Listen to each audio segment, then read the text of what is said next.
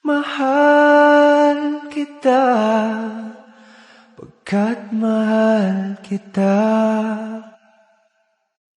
Iniisip nila ay hindi mahalaga, mahal kita maging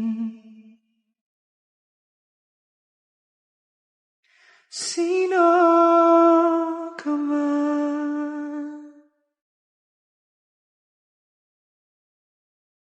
Jelay, parang napapansin ko.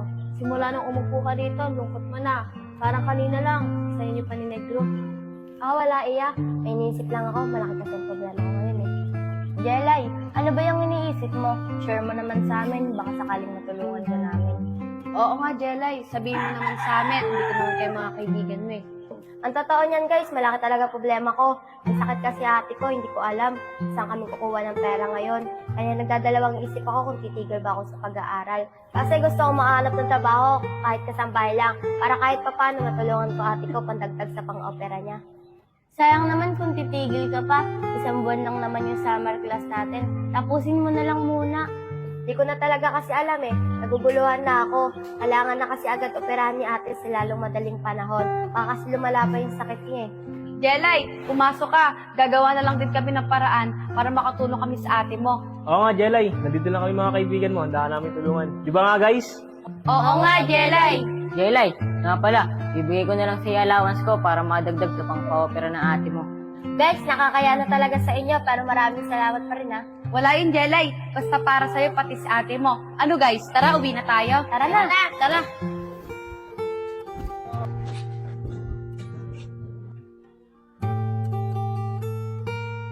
Guys, wala si Jelay ah. Kamusta na kaya siya, lalo na yung ate niya? Baka hindi muna talaga yun pumasok si Jelay. Siguro naghahanap siya ng trabaho. Baka kasi kailangan na ng ate niya maoperahan. Sayang naman kung hindi niya ipagpapatuloy yung summer class niya. Kawawa naman si Jelay. Kaya nga eh, pero wala naman tayong magagawa. Kasi pare-pareho tayong kapos. Kaya maliit na halaga lang ang kaya natin ibigay kay Jelay. Tara na, guys. Pasok na tayo. Para mamayang uwian, mapuntahan natin si Jelay. Pati na rin yung ate niya. Para makamusta natin sila. Tara guys! Tara.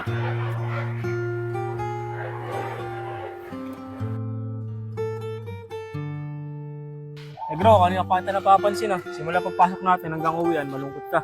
Nag-aalala kasi ako kay Jelay, lalo na sa ate niya. Huwag mo nang isipin yun, Negro. Maoperahan at gagaling din yung ate ni Jelay. Oo nga, Negro! Pupuntahan natin si Jelay para makamusta natin siya. Tara na, guys. Puntahan na muna natin sila Jelay. Tara! Guys, sana nandun si Jelay, no? Para makamusta natin siya, pati yung kalagayan ng ate niya. Prince, tara! May sasabihin ako sa'yo. Guys, una na kayo. Susunod na lang kami ni Prince. O bakit, Negro? Ano yung sasabihin mo? Nga pala, Prince. May bibigay pala ako sa'yo. Bigay mo na lang kay Jelay. O, Negro. Malaki pera na ito ah. Prince, allowance ko yan. Bigay ng mami ko. Bigay mo na lang kay Jelay. Tulong ko sa kanya. Bakit, Negro? Di ka ba sasama kila Jelay? Oo, Prince. Di na ako sasama. Tsaka huwag mo sasabihin kay Jelay na ako nang bigay niyan. Oh, paano to, Negro? Sigurado, magtatanong yung sa akin si Jelay. Saan to galing? Prince, gawa mo na lang ng paraan. May tiwala naman ako sa'yo. Sige, Negro. Makakaasa ka. Dito na ako, Negro. Para maabutan ko pa sila. Oh, saan pumunta si Prince pati si Negro? Wala. May sinabi lang si Negro kay Prince. Tara, una na tayo. Susunod naman yun eh. Tara.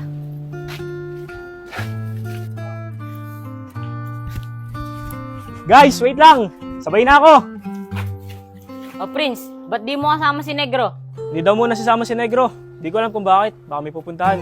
Pero may pinabibigay naman siya sa akin kay Jelay. Tara na, doon muna tayo kay Jelay. Puntahan Tara, natin siya. sige. Tara. Sana nandito yung dalawa para makausap ko sila.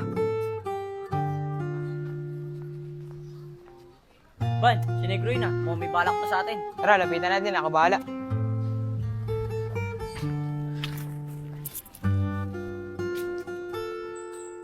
Lakas pa rin talaga ng loob mo, ano, Negro? Di ka pa rin ba nadadala? Binugbog ka namin. Ano, Negro? Gusto ba bumawi sa amin? Tara. Matanong ko lang, ba't kailangan nyo pa gumamit ng ibang tao para tirahin ako? Tapos may hawak ka pang bato. Bakit? Di mo ba kayo sarili mo?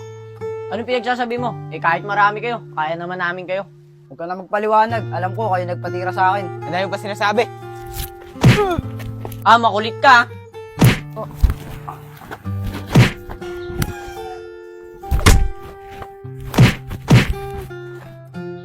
sabihin niyo sa tumira sa akin. May araw din siya sa akin. Ban, ang tigas talaga ang mukha ni Negro. Hayaan mo, sa linggo, pagdating ni Kuya, makakabawi rin tayo. Tara na, Badong. Makakabawi rin tayo sa linggo. Tara na. Nandiyan kaya si Jelay ngayon. Oo, nandyan yun. Wala naman iba pupuntahan dito kasi tayo lang magkaibigan nun. Pero kung wala yun dyan, siguro umalis sila ng ate niya. Jelay! Jelay! Kung boses ni Christine yun ah. Napunta niya. Bakit kaya?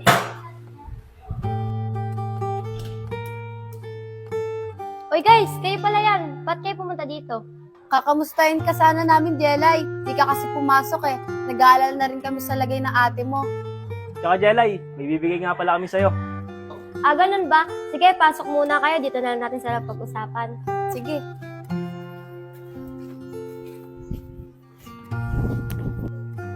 Guys, pasensya na kayo ah. Unti lang yung gamit namin. Dalawa lang kasi kami ng ate ko nakatira dito. Yan muna kayo umupo sa lapag. Jelay, kamusta nga pala ate mo? Nasaan nga pala siya ngayon? Ah, si ate. Pumasok si ate. Kailangan niya kasi makaipon ng pera eh. Para pa opera niya. Si Justin, pumasok na ba siya? Di ko alam eh. Wala pa kaming balita kay Justin. Si Negro, pumasok din ba? Pumasok siya kanina. Nakasama pa nga namin eh. Di ko alam. Si Prince yung kausap kanina eh. Kachat ko si Justin, pupunta daw siya dito kasi sinabi ko, nandito tayo. Guys, nilalagnat si Iya. Atid ko muna siya sa kanila para makapagpahinga siya. Kaya nga eh. Kanina ko pa napapansin na parang ang tamlay ni Iya. Oo nga eh. Sige na guys, dito na muna kami para mahatid ko na rin si Iya. Guys, pasensya na kayo ah. Hindi ko talaga kaya. Kanina pa masama yung pakiramdam ko. Sa eskwelahan pa lang. Sige na guys, dito na kami ah. Sige Iya, pagaling ka ah. Sige Christine, salamat. Ingat kayo.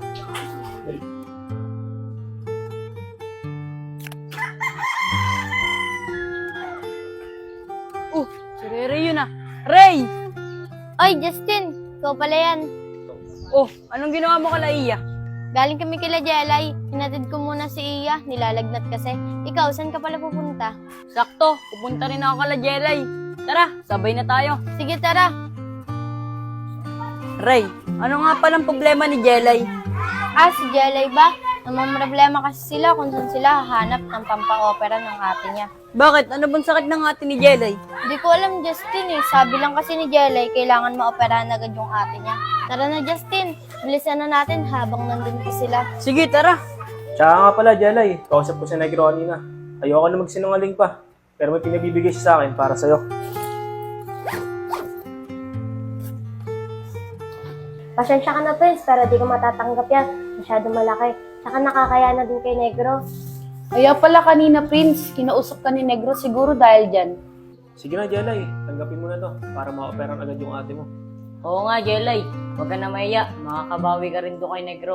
Sige na, Jelay, tanggapin mo na yan, kahit para sa ate mo na lang. Sige, tatanggapin ko na yan. Kakapalan ko na din yung mukha ko. Para lang kay ate, para sa pangpa-opera niya. Jelay, sigurado ako matutuwa yung si Negro. Sige, Prince. Bukas na bukas, kakausapin ko si Negro.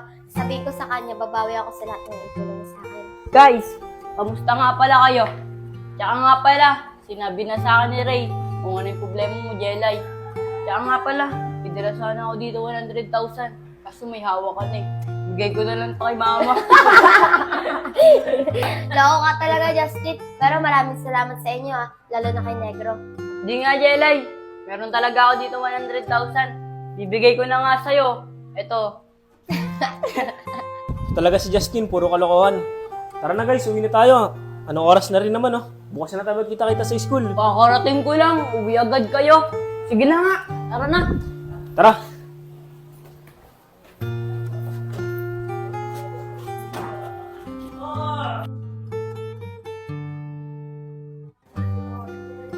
Oh, Je, saan ka pupunta?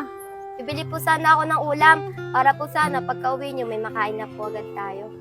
Ah, ganun ba? O sige, tara, samahan na kitang bumili ng ulam para sabay na tayong umuwi.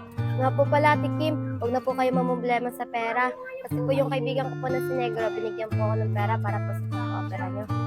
Ah, ganun ba?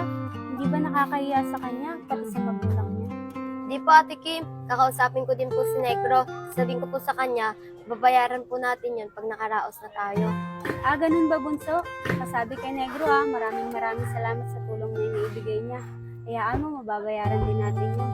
Tara na, bumili tayo ng ulam. Tara po.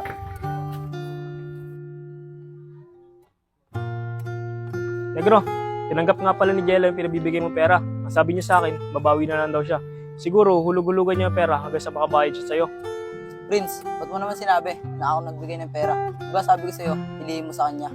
Ayoko kasi maglihim sa kanya, Negro. Kaya sinabi ko na yung totoo. Tsaka mas okay na rin yun. Yung nalaman niya totoo, na sa'yo galing yung pera. Okay na yun, Negro. Pasikat ka ba? Kahit naman nilihim mo yun, malalaman at malalaman ni Jelay yun. Kasi Negro pasikat talaga. Totoo niya mga tol, baka kasi malaman ni Jelay na sa akin galing yung pera, baka hindi niya tanggapin. Okay na yun, Negro. At ang mahalaga, tinanggap ni Jelay yung pera at alam niyang galing sa'yo. Ayun na pala sila, baby love, no? Ba't di nila kasama si Iya? Di ba nga kahapon may sakit pa si Iya? Siguro, hindi pa siya magaling kaya hindi siya nakapasok ngayon. Ay, oo nga pala. Sinabi sa akin ni Ray kahapon. Baby loves! Baby loves! Namiss kita! Kakakita nga lang natin kagahapon. Di mo nga pinansin. Kaya nagtatampo ako sa'yo. Aray ko! Sorry na, baby loves. Huwag ka na magalit. Nagmamadali lang naman ako kahapon eh. Bala ka sa buwan mo, baby loves. Basta ako, nagtatampo ako sa'yo. Tara na guys, pasok na tayo. Mamaya na kayo magsuyuan dyan. Tara na. Tara, let's go!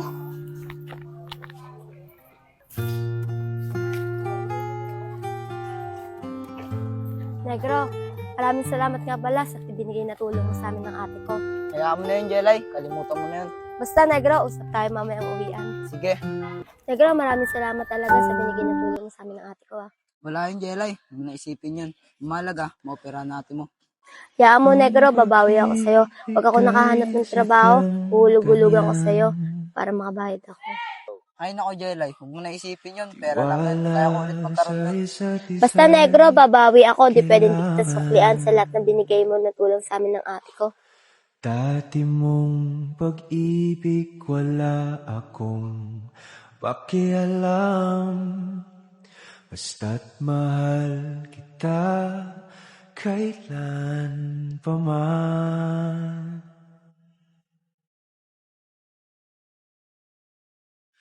Mahal kita pagkat mahal kita. Iniisip nila ay hindi mahalaga. Mahal kita siniguin na. Dalawa lang sila ng babae. Makabawi na tayo. Tara, punta natin. Tara, sige. Ban, ako naman papalo para makabawi ako. Ikaw na bahala. Lakasan mo na lang pagpalo mo para madala.